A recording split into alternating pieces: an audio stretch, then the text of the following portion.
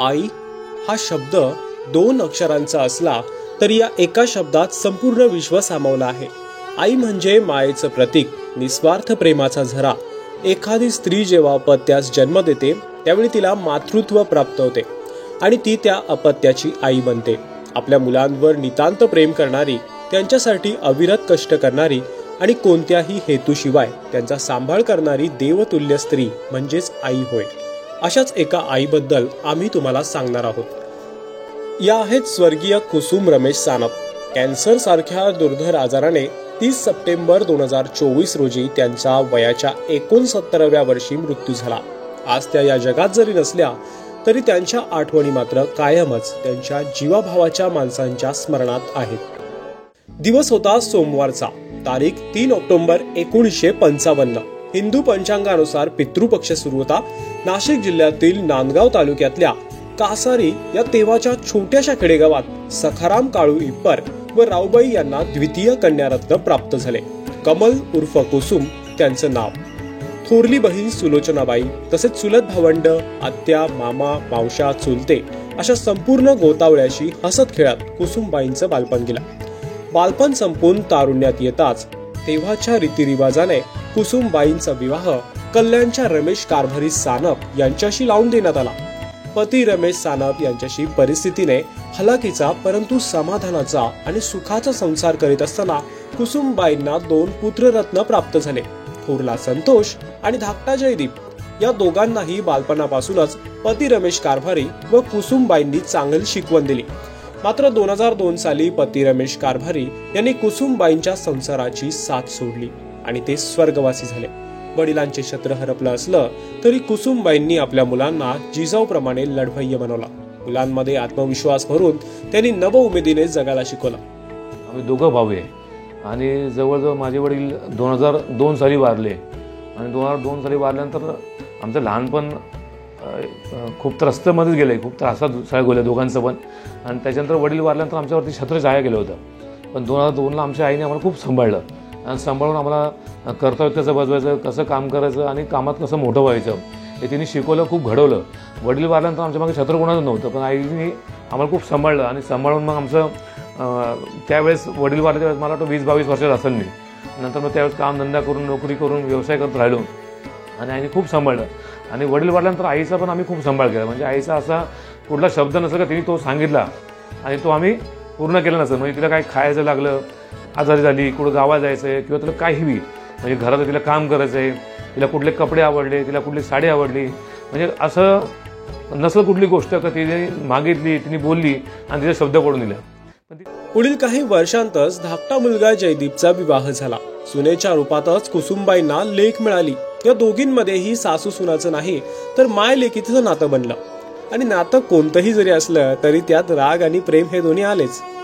लग्न झाल्यानंतर आमचं इंटरकास्ट होतं, त्याच्यामुळे थोडासा घरच्यांचा विरोध होता। तर सुरुवातीपासूनच आम्ही वेगळे राहत होतो, कारण की घरही फार आमचं छोटं होतं, त्याच्यामुळे इतकी मोठी फॅमिली ॲडजस्ट होणारी नव्हती, म्हणून आम्ही सुरुवातीपासून वेगळेच राहत होतो। आणि म्हणजे चांगलं त्यांनी मला खूप छान सांभाळलं, मुलीसारखं प्रेम केलं। कधी मधी आता शेवटी सासू सुनेचं नाते म्हटलं तर ते थोडंफार कुठेतरी होणारच। घर आहे म्हटलं तर भांड्याला भांडं लागणारच।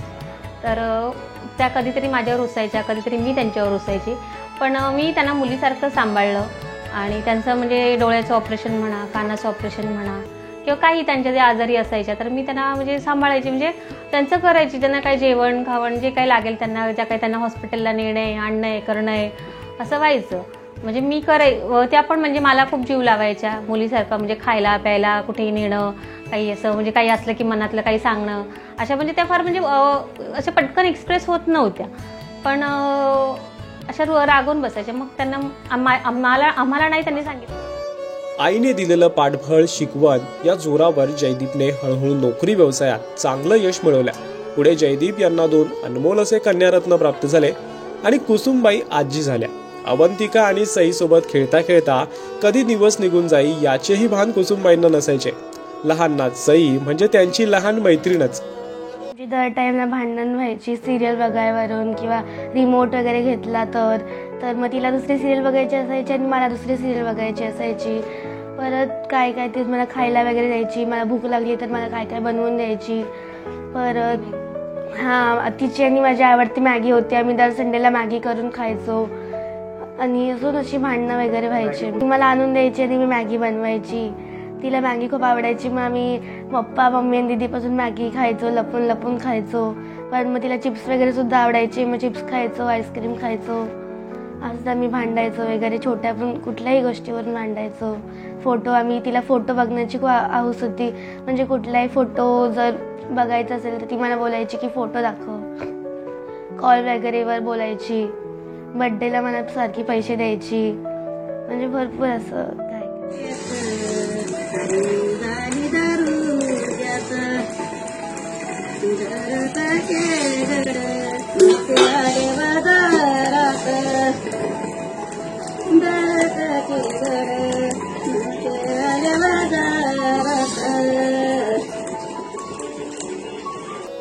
कुसुमबाईंच्या जात्यावरील ओव्या आजही त्यांच्या कुटुंबियांच्या कानात वाजतात. परंतु याच जात्यावर एकदा थोरल्या लाडक्या नातीची म्हणजेच अवंतिकाच्या लग्नाची हळद दळायची आणि गाणी म्हणायची अशी कुसुमबाईंची इच्छा होती. तिची इच्छा होती. जेव्हा ती व्हेंटिलेटरवरनं परत आली, 3 वेळा व्हेंटिलेटर जाऊन आली, पण पहिल्या व्हेंटिलेटरचा टाइम जास्त होता, 8 डेज टाइम होता. 8व्या दिवशी व्हेंटिलेटर काढलं, पण तिला ट्रॅकेस्ट्रॉमी केली होती. तिला बोलता येत नव्हतं. ती ज्या कुठल्याही गोष्टी त्या इशाराने सांगायची. तर मग प्रत्येक वेळी मला सगळेजण, जसं पप्पांनी सांगितलं तसं सगळेजण मला तेच बोलायचे की तुझं लग्न आणि तिचं घर मोठं बनवणं, ह्या 2 तिच्या इच्छा होत्या. त्याच्यासाठीच ती परत आली. कारण की व्हेंटिलेटरवर 8 दिवस राहून परत माणूस येणं खूप अशक्य आहे. मे बी लोक होप सोडतात, पण पप्पांनी, आम्ही होप सोडले नव्हते. आम्हाला वाटलं की ती बरी होईल आणि झालेली. व्हेंटिलेटरनं आल्यावर बरी पण झालेली. पण नंतर 4 महिने राहिली. थोडाफार सहवास भेटला, पण नंतर नाही राहिली. पण ते लग्नाचं मनात राहून गेलं की तिला माझं लग्न बघायची खूप इच्छा होती. म्हणजे व्हेरी डेस्परेट. लग्न आणि घर ती प्रत्येक वेळेला खूप हौस होती लग्नाची. मी हे करणार, मी ते करणार, मला असं करायचं, तसं करायचंय, तू मला हे घेऊन देशील ना, ते घेऊन देशील ना, जॉबला लागल्यावर असं करशील ना. तिला माझ्या जॉबची पण खूप एक्साइटमेंट होती की जॉबला लागल्यावर अवंतिका तू मला हे घेऊन दे, ते घेऊन दे, आपण असं करू, मला फिरायला नेत. ती अशी खूप छोट्या गोष्टींमध्ये खुश होणारी होती. म्हणजे असं खूप मोठ्या गोष्टी काहीच नको होत्या. फक्त माझ्यासोबत वेळ घालवा, माझ्याकडे या, माझ्यासोबत बसा, थोडं फिरा, चांगला वेळ घालवा, एवढंच तिला हवं होतं. बाकी कुठल्या मोठ्या गोष्टी नको होत्या. आणि एक मनात नेहमी राहील की तिला ज्या गोष्टीची खूप जास्त आवड होती त्यावेळेला ती नाही राहिली.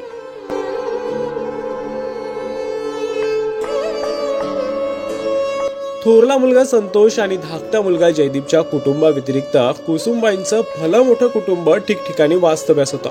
बहीण, भावंड, नातेवाईक, सगळे सोयरे सगळ्यांनाच कुसुमबाईंनी जीव लावला होता. आपुलकीने फोन करून कुसुमबाई साऱ्यांचीच विचारपूस करीत.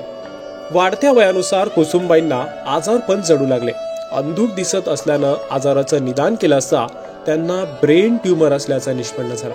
परंतु साऱ्यांमध्ये जीव अडकलेल्या कुसुमबाईंची जगण्याची उमेद इतकी होती की त्यांनी या आजारावरही मात केली. शस्त्रक्रिया यशस्वीपणे पार पडली. मात्र कदाचित नियतीला काहीतरी वेगळंच हवं होतं. कुसुमबाईंना फुफ्फुसांचा कॅन्सर झाल्याचं पुढे निष्पन्न झालं. याही आजारावर मात करण्यासाठी व आपल्या जिवलग लोकांसाठी जगण्यासाठी त्यांनी कॅन्सर विरोधातही कडवी झुंज दिली. मात्र शरीराने या लढ्यात साथ न दिल्यानं कुसुमबाईंना शेवटी मृत्यूने कवटाळला आणि सानप कुटुंबीय आप्तेष्टांवर दुःखाचा डोंगर कोसळला. सर्वांवरच आभाळा एवढी माया करणाऱ्या कुसुमबाईंनी 5 सप्टेंबर 2024 रोजी जगाचा निरोप घेतला. कुसुमबाई या जगात नसल्या तरी त्यांच्या आठवणी आजही कायम त्यांच्या माणसांच्या मनात आहेत. पाहुयात त्यांच्या आठवणीतल्या कुसुमबाई. ॲडमिट केलं ते दवाखान्यामध्ये आणि ट्यूमर होतं त्यामध्ये. ते 14 लोक ॲडमिट केलं आणि ॲडमिट केल्यानंतर त्या ॲडमिटच्या दिवशी सुद्धा मी दवाखान्यात दिवस होतो. 2-4 दिवस तिचं ट्रीटमेंट सुरू झाली. आणि ट्यूमर आहे ती सारखी बोलायची मला काय होईल का. ॲम्ब्युलन्स काय नव्हतं तुला. सगळ्या लोकांची गावात ती व्हिडिओ कॉल होती, बोलणं करून द्यायचो. आणि ऑपरेशन डेट झाली. ऑपरेशन डेटच्या दिवशी सुद्धा मग तिला आतमध्ये ऑपरेशन थिएटरमध्ये दिलं. आणि मग ती मला डॉक्टर सांगितलं याला परत बोलून घ्या. डॉक्टरने मला परत बोललं. मला परत हात पकडला, जवळ घेतलं. मला बोलली मला काय होणार नाही का. नाही तुला काय होणार नाही. तेव्हा हे घरी होते. मग बोली यांच्याशी बोलत यांना व्हिडिओ कॉल लावून दे. व्हिडिओ करून रेकॉर्डिंग तिला बोलणं करून दिलं आणि मग ती ऑपरेशन थिएटर गेलं. 7-8 तासांनी तिचं ऑपरेशन झालं आणि मग ते ऑपरेशन मेंदूचं झाल्यामुळे तिचं माइंड डिस्टर्ब झाले. मेंदूचं ऑपरेशन झाल्यानंतर थोडेसे मेंदू ढकलल्यानंतर माणूस इम्बॅलन्सिंग होतो. तिला काय आठवत नव्हतं, काय बोलायची नाही, काही पण बोलायची, म्हणजे कोणाबद्दल काही बोलायची, ही नातीला काय ते वेगळंच बोलायची, मला ओळखत नव्हती. मग काही दिवसांनी ओळखायला लागली आणि मग डॉक्टरने तिला लिक्विड द्यायला सुरू केलं. आम्ही लिक्विड द्यायचो. मग लिक्विड देताना ती बोलची मला ह्या डॉक्टरने माझी वाट लावली, त्या डॉक्टरने माझी वाट लावली. असं करत तर ते ट्युमर काढल्यानंतर ट्युमरचा काय 8-10 दिवसांनी रिपोर्ट आला तिचा. रिपोर्ट आल्यानंतर आम्हाला त्यात कळलं की तिला EGFR लंग कॅन्सर 4थ्या स्टेजला जो पोचला होता तो आम्हाला कधीच कळला नाही. वर्षभर झालं आम्ही तिचे 2 वर्ष तिची ट्रीटमेंट करतोय. तिचं वजन कमी होत गेलं आहे. अचानक एकदम ती डाएट तिचं बंद झालं खायचं आणि त्याच्यामध्ये कळलं का EGFR लंग कॅन्सर 4थ्या स्टेजचा, तो मी फर्स्ट स्टेज नाही. आणि त्याच्यात ती वाचला अशी काही शक्यता नव्हती, पण आम्ही आमचे पूर्ण प्रयत्न करतो. 40 मागच्या वर्षी 30 सप्टेंबर तिचा घरी राहते कधी तिची मयत झाली. तर आम्ही खूप आता प्रयत्न केले. म्हणजे या मजेच्या मुली आहेत ना ते तिचं संघ साफ करायचे. म्हणजे लोक कोणी वास घेणार नाही, जे जवळ राहतात सगळे माझी मिसेस मुली सगळ्या लोकांनी तिच्याकडे खूप आता प्रयत्न केले. घरी तिची ट्रीटमेंट चालाय पण ते नाही राहू शकले. खूप आठवली होती आमच्या त्याच्याबरोबर. आणि आता कोणीच राहिलं नाही. मला जे माझे वडील बी गेले आणि आई होती ती पण राहिली. आणि आमचा खूप प्रयत्न होता कधी जगावा. आम्ही खूप आलाखा दिवस काढले, एकदम वाईट काळ दिवस काढले आणि देवाचे पण इतके चांगले दिवस आले, पण ती राहिली नाही जगायला. म्हणजे तिच्या आशीर्वादाने आम्हाला घर गाडी सगळं काही आहे. कुठल्याच गोष्टी कमी नाही आहे, पण ती नाही. म्हणजे आयुष्यात तिला जे दाखवायचं होतं, तिला जे पाहायचं होतं, तिची इच्छा होती माझ्या मोठ्या मुलीचं लग्न बघायचं. तिचं लग्न बघेल, ते लग्न मी नाचेल, मला 20 वर्षाची साडी घ्या तुम्ही.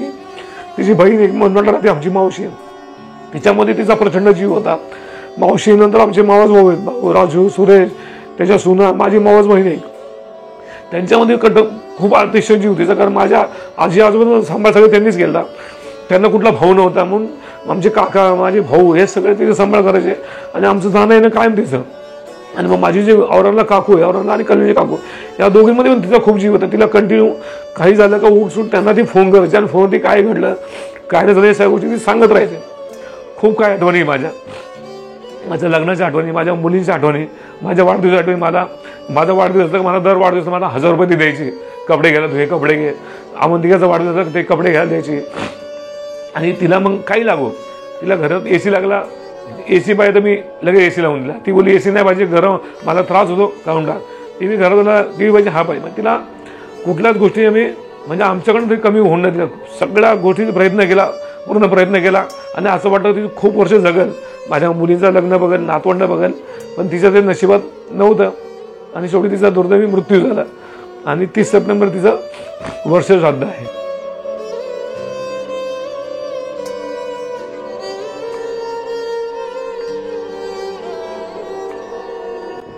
आई आमच्यात नाही. माझ्या दारूच्या व्यसनाबाई मी तिच्या मैताला धावेला नाही टाकू शकलो. ही कंस माझ्या मनात माझ्या मरेपर्यंत आणि मरून परत मारलं तरी राहील. माझ्या डोळ्यातले अश्रू नसले तरी माझ्या मनात मी काय रडतो आणि माझ्या मनातले अश्रू कुणाला दिसणार नाही, ते कधीच पुसले जाणार नाही. डोळ्यातले तरी पुसले जातील पण मनातले नाही. ती गेली, माझं सर्वस्वच संपलंय. पण माझा आधार म्हणून माझा लहाना भाऊ माझ्या मागे आणि त्याची मोठी मुलगी माझ्या पाठीशी उभी राहिली आणि आजही ते आहे. कधीच मी माफीच्या लायकीचा पण नाहीये, तरी मी माझ्या सर्व कुटुंबाची मनापासून माफी मागतो. त्यांनी मला माफ करावं अशी अपेक्षा नाहीये, पण तरी करावं अशी माझी इच्छा आहे. आईला माझ्याकडनं एवढीच भावपूर्ण श्रद्धांजली, तर तिने यापुढे तरी माझ्याकडनं व्यवस्थित सगळं करून घ्यावं. फार मजेशीर, म्हणजे ते इतक्या मजेशीर होत्या ना की कधी जर बसल्या तर एवढ्या हसवायच्या, म्हणजे अक्षरशः पोट दुखेपर्यंत त्या हसवायच्या. त्यांच्या फार गोड आठवणीत आमच्याकडे. तसा जीवही खूप लावायच्या. खायला प्यायला पण कधी कमी नाही केली. कधी काही कुठली गोष्ट म्हटली की आई ही गोष्ट मला पाहिजे.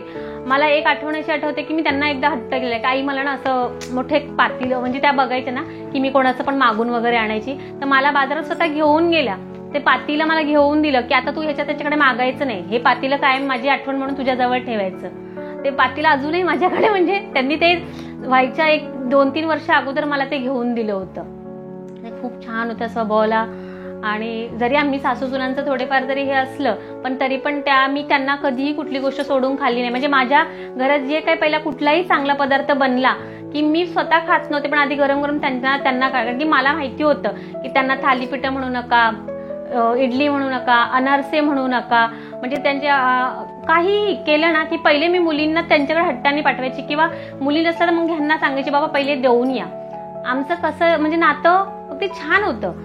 पण त्या कधीतरी अशा थोडंसं वय पण झालं होतं, थोडंसं लहान मुलासारखं हट्ट पण करायच्या, पण नंतर तितक्याच प्रेमाने परत सगळं विसरून पण जायच्या आणि परत आम्हाला म्हणजे जीव लावायच्या. अशा आमच्यासोबत येऊन नाचायच्या, डान्स करायच्या. त्यांच्या खूप अशा आमच्यासोबत आठवणी. आम्ही म्हणजे आम्हाला अजूनही असं वाटत नाही की आमच्यातनं गेलीये, ते असं वाटतं की अजूनही आहे, ती खाली आहे.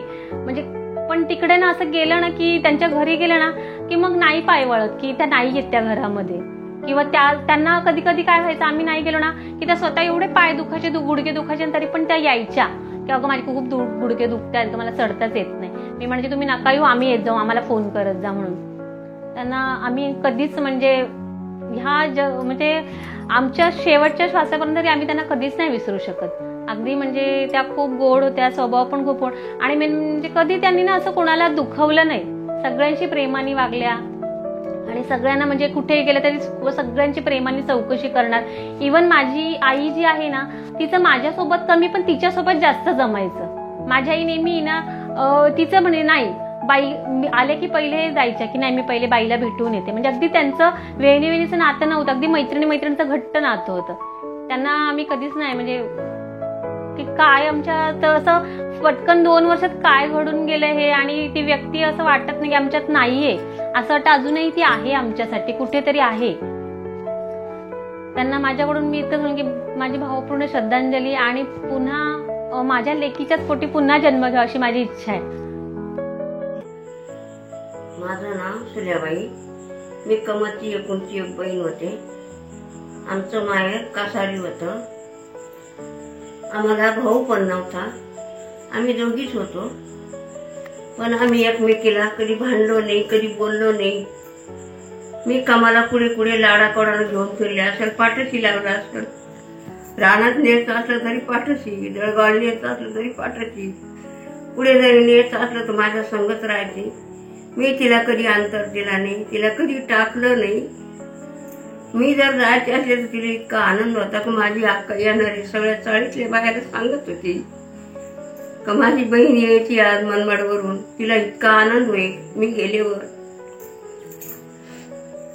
गेल्यावर खूप तिला आनंद होत होता. ती बी मला जर आली तर मला बी आनंद होत होता. आमचं माहेर तिचं माहेर इडं होतं, माझं माहेर तिडं होतं. पण मी कधीच वाईट वागली नाही तिच्या संग, ती माझ्या संग वाईट वागली नाही. माझे मूल बी चांगले होते, सुना बी चांगल्या होत्या. तिला दरीत बिरीत ती कधी म्हणली नाही, तिला बी कधी अंतर द्यायला दिला नाही.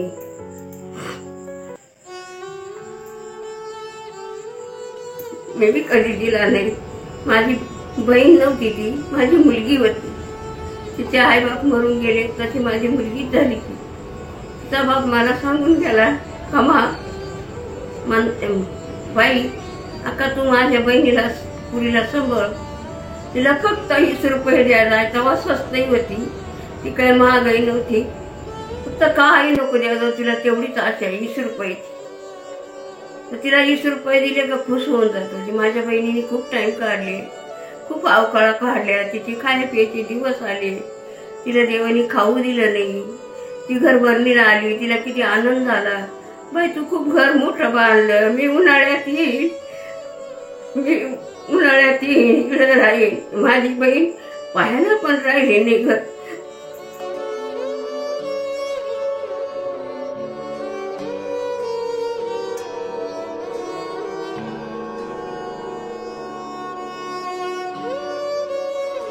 ॲडव्होकेट राजेंद्र बोडके, रमेश कारभारी सानप हे आमचे सगळ्यात मोठे मामा होते. आमचं बालपण आमच्या आजोळी कल्याण येथे गेलं. कुसुम रमेश सानप हे आमच्या मोठ्या मामी होत्या. त्या जरी आमच्या मामी असल्या तरी त्यांनी आम्हाला मुलाप्रमाणे जीव लावला, मुलाप्रमाणे प्रेम केलं आणि संपूर्ण आमचं बालपण कल्याणमध्ये रामबागेमध्ये त्यांच्या सानिध्यात गेलं. वर्षापूर्वी त्यांचं निधन झालं. त्यांनी जे आम्हाला प्रेम दिलं, त्यांनी जे आम्हाला जीव लावला, तो आम्ही कधीही विसरू शकत नाही. मामी गेल्या, परंतु मामी स्वर्गवासी जरी झाल्या तर त्यांच्या आठवणी या सदैव आमच्या मनामध्ये राहतील, आमच्या हृदयामध्ये राहतील. आम्ही आयुष्यात ज्या मामीने आम्हाला आईप्रमाणे जीव लावला, आईप्रमाणे आमच्यावर प्रेम केलं, त्यांना कधीच विसरू शकणार नाही. त्यांना भावपूर्ण श्रद्धांजली. मावशी संदर्भात बोलायचं म्हटलं तर काय बोलून किती बोलू हेच समजत नाही. कारण मावशीचं प्रेम इतकं होतं तर सांगू बी शकत नाही माणूस. ते प्रेम शब्दातून हेच होणार नाही अजिबातच. मावशी अशी होती ना, का दिवसभरात आम्हाला 10 फोन यायचे. काय करत्या ग, कशा आहे ग तुम्ही, तब्येत बरी आहे का, तुमच्यावाले काय कामं चालले. म्हणजे सगळं त्यांच्यावालं एकदम ते ठरलेलंच होतं. का सकाळी 7:30 पासून आम्हाला फोन करून विचारायचं कशा आहे तुम्ही. दिवसभरातलं आमचं सगळं रेग्युलर 2-2 तासाला कधी फोन. कोणी जर आजारी असलं तर मावशीला अर्धा तास लय व्हायचं. काय ग उलटी केली काय नाही, काय ग त्याला गोळी दिली का, काय ग त्याने जेवण केलं का. पण स्वतःची कधी इतकी काळजी घेतली असते तर आज आपल्यात त्या राहिल्या असत्या. सगळं असं म्हणजे इतकं मोकळं बोलत होत्या त्या तर बस कधी. पण जेव्हा त्या इथून गेल्या त्याच्यानंतर त्यांच्या जेव्हा 25 तारखेपासून जो फोन बंद झाला तर आजपर्यंत ती फोनची रिंग वाजली नाही. आणि ती रिंग वाजायची मी इतकी वाट पाहू राहिले तर असं कधी वाटत फोनवर बोलायचं सुद्धा माणसाला इच्छा होत नाही. काही टायमाला खूप खूप मनाला असं वाटतंय का त्यांच्याशी एकदा तरी त्यांचा फोन आला पाहिजे, एकदा तरी त्या बोलल्या पाहिजे असं वाटत होतं. मी मनीषा कमलबाई माझ्या मावसासू होत्या. खूप जीव लावायच्या आम्हाला कधी त्या आईने असं मावसासू वास्तू दिलं नाही. त्या कधी आमच्या संग आईसारख्याच वागायच्या. आम्हाला कधी मुलीचंच प्रेम दिलेलं, कधीच म्हटलं नाही का आमची सून आहे म्हणून. खूप खूप जीव लावायच्या. जर आम्हाला कधी कल्याणला जायचं असलं तर खूप इतका आनंद व्हायचा का त्या पुऱ्या गल्लीत सांगत हिंडायच्या का आमचे मनमाडचे पाहून येणारे आणि माझ्या सुना येणारे मनमाडच्या. त्या जर मग मनमाडला यायच्या असल्या तर आम्हाला असं वाटायचं का आमची आई चालली. इतका आनंद व्हायचा. आईप्रमाणेच त्या वागल्या आमच्यासोबत. त्या मावशीचं कल्याण येऊन निघाल्यावर पहिला फोन गाडीत बसल्यावर लगेच यायचा का मला स्टेशनला घ्यायला ये, खायला समोसे जिलेबी हे ते खूप आणायची खायला. बस 1-1 तास फोन गप्पा, काय चाललं, काय काम चालू आहे, बाया काय चाललं बायाचं. मी गणेश कृष्ण सानप, राणा कल्याण. स्वर्गीयवासी कुसुम रमेश सानप ही आमची मोठी आई, मोठी काकी. आम्ही सर्व तिला लाडाने बाई असं म्हणायचो. आज बाई या जगात नाही, पण बाईची नेहमी आम्हाला कमी कुठेतरी आठवते, कुठेतरी जाणवते. कुठल्याही सुखात दुःखात क्षणोक्षणी आम्हाला बाईची आठवण येते. आज माझ्या मोठ्याईला जाऊन 1 वर्ष झालेलं आहे. मला असं वाटतच नाही की मोठ्याई आमच्यामधनं गेलेली म्हणून. मला कुठेतरी असं जाणवतं आज तरी माझ्या मोठ्याचा फोन येईल, उद्या तरी फोन येईल. मोठ्याई मला काहीतरी बोलल, मला विचारल, माझ्या आईबद्दल विचारल, माझ्या वडिलांबद्दल विचारल, माझ्या मुलांबद्दल विचारल. कारण की असा एक हप्ता पण जात नव्हता की माझ्या मोठ्याईचा मला फोन येत नव्हता. व ती माझ्या मुलांबद्दल, माझ्या बायकोबद्दल, माझ्या आई वडिलांबद्दल, माझ्या भाऊ भावजाईबद्दल सगळे कसे राहतात, तुम्ही सगळे चांगले राहा, चांगल्या राहण्यातच आपली भलाई आहे, अशा प्रत्येक गोष्टीवर ती माझ्यासोबत दर हप्त्यात म्हणजे बोलणं तेच राहायचं मला प्रत्येक वेळेस. तसं आमचा परिवार, माझे आजोबा हे मुंबईला स्थायिक झालेले होते आणि त्यांना 3 मुलं होते. माझे वडील आणि माझे 2 चुलते, एक मोठा आणि एक लहाना. आणि माझे मोठे चुलते आणि चुलती म्हणजे स्वर्गीय कुसुम ताई सानप यांनी मला लहानपणापासून इतका जीव आणि इतका जिव्हाळा आमच्यामध्ये होता की कधी कधी बाकी माझ्या भावांना असं वाटायचं की सगळे प्रकाशलाच का इतका जीव लावतात म्हणून. सगळे माझी लहानी चुलती, लहाना चुलता, मोठा चुलता. म्हणजे मी जर कधी औरंगाबादवरनं जर मुंबईला गेलो ना तर त्यांच्यामध्ये एक वेगळाच उत्साह असायचा की नाही पिंट्या आला, नाही पिंट्या आला, नाही तुला काय खायचं, तुला हे खायचं, तुला हे करायचं, हे त्याला हे घेऊन या, त्याला ते घेऊन या. म्हणजे मी घरी गेलो म्हणजे त्यांच्या घरात असं वाटायचं की बाबा काहीतरी असं मी काय करू काय नाही बाबा, माझा पुतण्या आलाय घरी, इतक्या लांबून आलाय, माझा पुतण्या आला. म्हणजे मला इतका जीव लावत होते. माझे लहाने चुलते पण, मोठे चुलते, माझ्या दोन्ही चुलत्या इतकं. पण त्यातल्या त्यात ना माझ्या मोठ्या आईचं आणि आमची अटॅचमेंट वेगळी. आणि काय व्हायचं, माझ्या मिसेसचा हा स्वभाव एकदम खेळकर होता. तर त्याच्यामुळे ते खोडकर स्वभावामुळे काय व्हायचं, उठलं का ते माझ्या मोठ्याचं मजाक करणं. मग माझ्या मोठ्या पतीला आहे ना एक दम वाजा म्हणजे दम राहायचा, तो एक वेगळाच दम असायचा की बाय नीट राह, व्यवस्थित राह, असं कर तसं कर. पण ती आतून इतकी जीव लावायची की म्हणजे एक मुलीपेक्षा जीव जास्त जीव होती. आणि वेगळाच जिव्हाळा होता त्यांच्यामध्ये, पण इतका जिव्हाळा होता म्हणजे असं आम्हाला तर कदापि अजूनही आम्हाला वाटत नाही की आमची मोठी आई आमच्यामध्ये नाहीये म्हणून. आम्हाला असं वाटतं की बाबा नाही, कुठून तरी मोठ्याचा फोन येईल, मोठी आई आपली आहे व्यवस्थित आहे, असं म्हणजे असं वाटतच नाही की आणि आता बोलता बोलता 1 वर्ष झालं. एक वर्ष कसं गेलं हे आम्हाला सुद्धा कळालेलं नाहीये.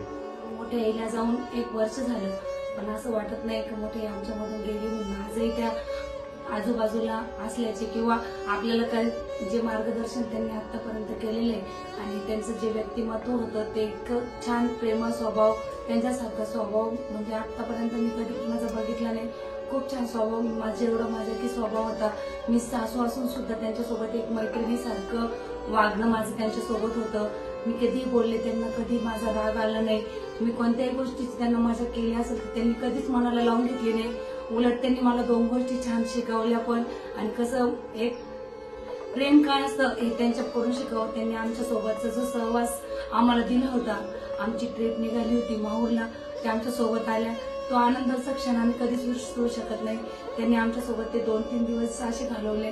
त्या कधी संभाजीनगरला आल्या तर त्यांच्यामध्ये वेगळाच बदल राहायचा, त्यांना एक वेगळंच करमायचं. त्या म्हणायच्या तू असं वाटतच नाही इथून जावं म्हणून. त्यांना आमच्या इथं खूप आवडत होतं आणि आमच्यासोबत त्यांनी ते 3 दिवस घालवले माहूरच्या ट्रिपमध्ये. तर ते तर खूप सुंदर म्हणजे इतकं छान की वाटतच नाही का बाबा अजून आहे तेव्हा परत असं वाटतं का मोठे आपल्या सोबत येईल आणि आम्ही कुठेतरी एक टूर काढू. मोठे सारखं व्यक्तिमत्व दुसरं कोणाचं होऊ शकत नाही. मोठे स्वतः त्रास काढला असेल पण दुसऱ्याला कधीच त्यांच्यापासून त्रास झाला नाही. आणि एक त्यांच्या म्हणजे प्रत्येक गोष्टीत त्यांचं बोलणं, समजून सांगणं. माझ्या सासूबाई सोबत पण त्यांची छान बॉन्डिंग होती. त्यांनी जे दिवस अनुभवले होते ते आम्हाला कायम सांगत होत्या की आम्ही असं करत होतो, तसं करत होतो. पण खरंच खूप त्यांच्याकडनं शिकण्यासारखं पण खूप काही होतं. देवाने त्यांच्या आत्म्याला शांती देवो हीच ईश्वरचरणी प्रार्थना. कल्याणमध्ये माझी सुरुवात सानप कुटुंबातर्फेच झाली. माझे चुलत बंधू व मावस भाऊ श्री रमेश कारभारी सानप यांच्यामुळेच मी माटुंगा येथे कामाला लागलो. माझी काका व मावशी फार मोठ्या मनाची, त्यामुळे काही दिवस त्यांच्या घरीच माझा मुक्काम होता. रमेश भाऊचं लग्न माझ्या समोरच झालेलं होतं. तेव्हापासून आमची त्यांच्याबरोबर साथ होती. प्रत्येक वेळेला कल्याणमध्ये आल्यानंतर वहिनींच्या घरी न जाणं हे कधीच होत नव्हतं. नेहमी वहिनींना भेटल्याशिवाय मी परत वापस जात नव्हतो. वहिनींचा स्वभाव फार चांगला होता, त्यामुळे अशी प्रेमाच्या माणसांना भेटायला फार इच्छा होत होती. त्यांच्या अकाली दानाने फार मोठं आमचं सर्वांचं नुकसान झालेलं होतं. दुसरी गोष्ट म्हणजे जयदीपेने आजारपणात आईची जी सेवा केली अशी सेवा फार कमी पाहायला मिळते. देव सर्व कुटुंबाला आनंदी ठेवो हीच मी देवाजवळ प्रार्थना करतो. मी शोभा कृष्ण सानप. आमच्या जाऊबाई रामबागेत कुसुमताई रमेशराव सानप राहत होत्या. त्यांचं पूर्ण आयुष्य रामबागेतच गेलं. त्या रामबागेतच रामबागेत राहत होत्या. त्यांचा स्वभाव खूप अतिशय प्रेमळ होत्या. त्या सर्वांची मिळून मिसळून राहत होत्या आमच्या दोघींमध्ये कधीही कुठल्याही गोष्टीचे वादविवाद झाले नाही. माझी मावशी अशी होती का लई मायाळू होती. माझी दोन भाऊ माझे वडिलांची प्रेम होते तिच्यावर. माझी वडिलांची सुद्धा म्हणजे येऊनी म्हणून होती, पण ती मुलगीच मानायची माझी वडील सुद्धा, माझी आई सुद्धा. कारण ती मुलीप्रमाणे तिला सांभाळलं, तिच्या मागेच येत होती. ती अशी म्हणून चालायची. मुली ती साडला तिला फोन लावायची. एक दिवस जर मी लावला का मला घरी वाटायचं, ती पण बोलायची का फोन नाही आला, का मला लावायची ती फोन. काही खात असताना तरी मला फोन लावायची ती. माझी मावशी होती. मावशीचं प्रेम ते वेगळंच होतं. त्यांना भाऊ वगैरे काही नव्हता आणि लहानचे मोठं आमचं बालपण कासारीमध्ये गेलं. कासारीमध्ये गेल्यानं त्यांना भाऊ नसल्यामुळं त्यांचा म्हणजे मी सांभाळ म्हणजे बघायचं. त्यांनी मला लहानपणापासूनच मुलगा म्हणूनच मानलं आणि कालांतराने आमचं बालपण सर्व कासारीमध्येच गेलं. लहानचे मोठं आम्ही कासारी झालो, त्या मोठ्या झाल्या. बाबांनी त्यांचं मोठ्या बहिणीचं लग्न केलं. ती चांगल्या परिवाराला दिली मनमाडला आणि नंतर लहान बहिणीचं लग्न केलं. ती मनमाडला म्हणजे कल्याणला दिली सानप परिवारात. तिथे दाजी कल्याणला रेल्वेमध्ये माटुगावरात चाकरी फोरमन म्हणून नोकरीला होती आणि कालांतराने त्यांच्याही आजारपणात निधन झालं.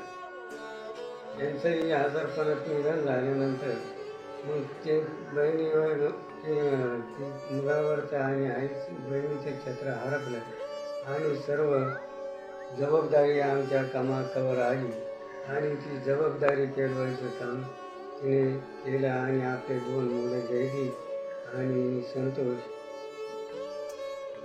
यांना तिने संस्कार दिले आणि लहान मुली त्यांची लग्न झाली. सर्व दाजी असताना त्यांची लग्न वगैरे सर्व झाले होतं.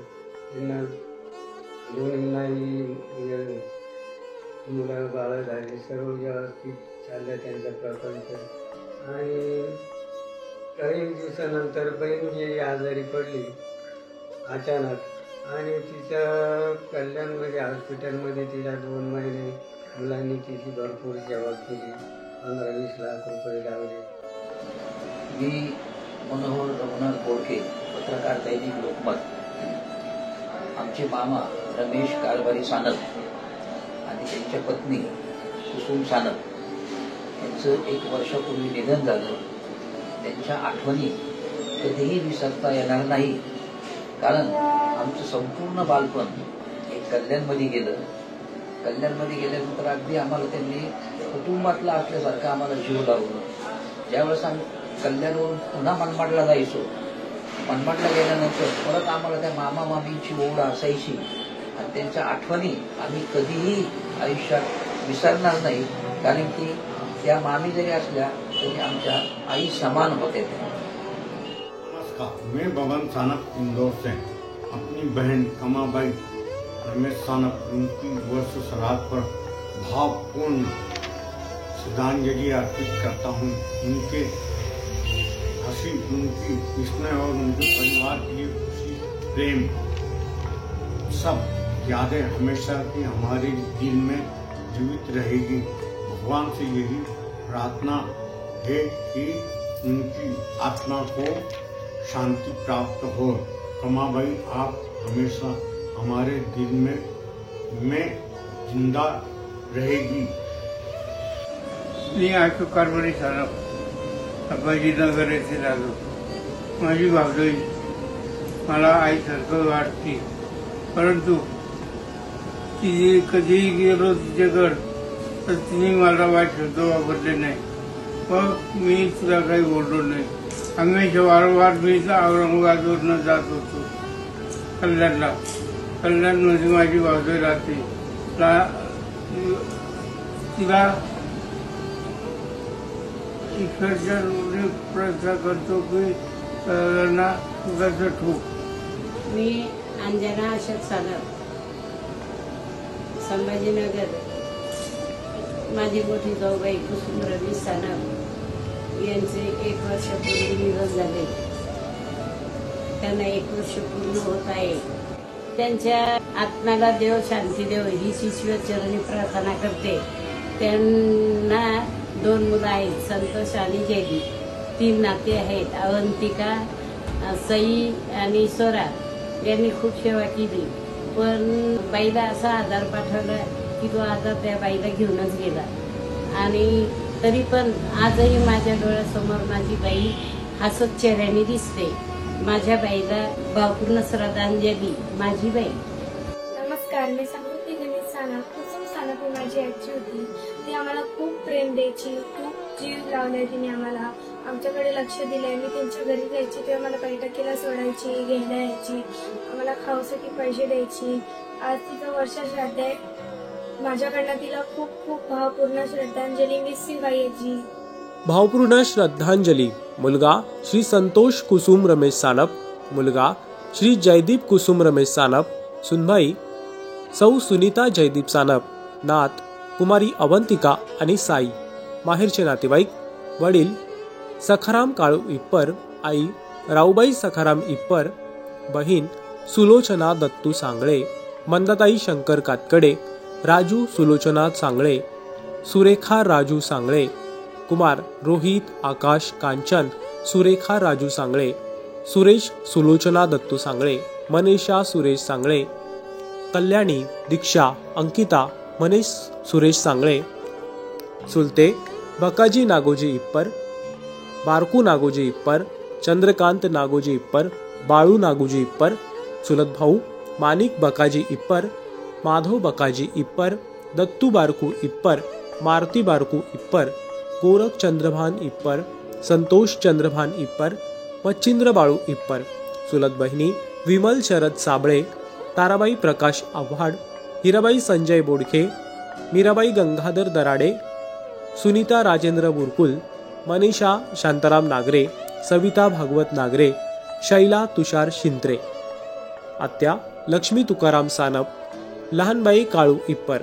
आत्याभाऊ: सरला बबन तुकाराम सानप, वाल्याबाई कैलास तुकाराम सानप, इंदुबाई श्रीपद तुकाराम सानप. मामा: कारभारी सानप, म्हातारबाबा सानप. मावशी: दगुबाई त्र्यंबक गीते, सुंदराबाई कारभारी सांगळे, काशीबाई कचरू आंधळे. सासरचे नातेवाईक: पती रमेश कारभारी सानप, आजा सासरे गंगाराम नकोजी सानप, सासरे कारभारी गंगाराम सानप, सासू सोनाबाई कारभारी सानप. चुलते आणि चुलत सासरे: फकीरराव गंगाराम सानप, राघोजी गंगाराम सानप, बाबूराव गंगाराम सानप, पंढरीनाथ गंगाराम सानप.